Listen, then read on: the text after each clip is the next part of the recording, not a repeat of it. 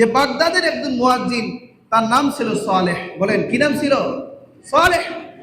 40 বছর তিনি মুয়াজ্জিনি করেছেন, আজানের দায়িত্ব পালন করেছেন। তাহলে বলেন, তাহলে কি পরিমাণ লোকটা দিনদার হবে?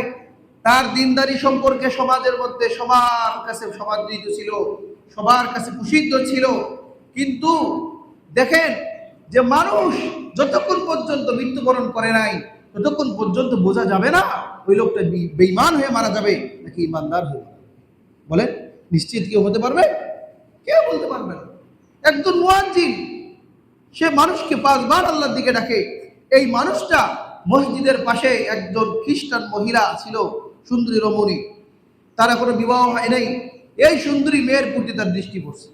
আগে তো আজান দিত ওই যে মসজিদের ছাদের উপরে থাকতো, মিনার থাকতো। তো ওই মসজিদের ছাদ থেকে ওই স্ত্রী লোকের প্রতি দৃষ্টি পড়ছে। দৃষ্টি পড়ার কারণে সঙ্গে সঙ্গে তার মহব্বত, তার ভালোবাসা অন্তরের মধ্যে বদ্ধমূল হয়ে গেছে। এখন তার লজ্জা শরম সব কিছুকে বিকিয়ে দিয়ে সে ডাইরেক্ট গিয়ে ওই মহিলার ঘরে করতেছে, নক করতেছে। যখন দরজা খুলছে, দেখে যে মুয়াজ্জিন সাহেব, দরজা খোলার সঙ্গে সঙ্গে সে ঘরে ঢুকে গেছে। ঘরে ঢুকেই, কারণ সে তো তার প্রেমে মত্ত হয়ে গেছে, ঘরে ঢুকেই তাকে ধরার জন্য চেষ্টা করছে। বলছে তুমি এটা কি করতেছো?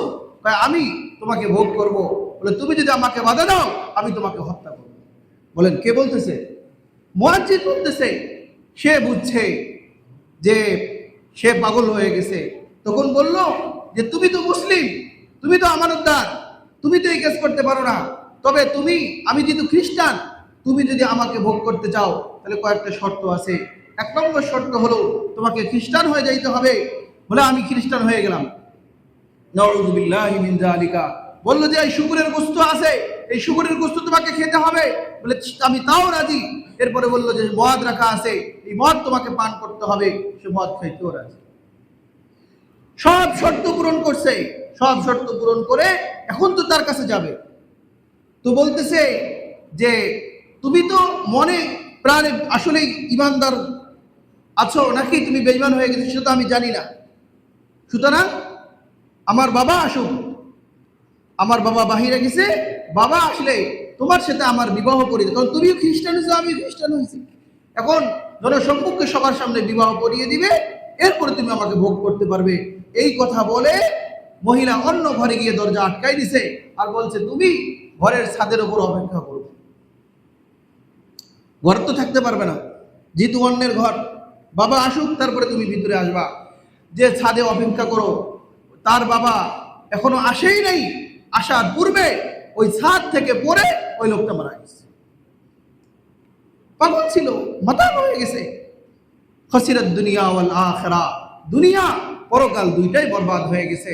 জম্মুল হাওয়া এই কিতাবের 55 থেকে 56 পৃষ্ঠায় ঘটনা আসছে। তো এরপরে ওই মহিলা কি করবে? এর বাবা যখন আসছে তখন পূর্ণ ঘটনা বাবাকে খুলে বলছে। এরপরে তাকে নিয়ে নর্দমার মধ্যে, ডাস্টবিনের মধ্যে ফেলাই দিয়ে আসছে। তো বলেন, যখন এলাকার মানুষ যখন জানবে যে তার এই ঘটনা, কেউ কি তাকে সামান্য সম্মান করবে? তারা লাশকে দাফন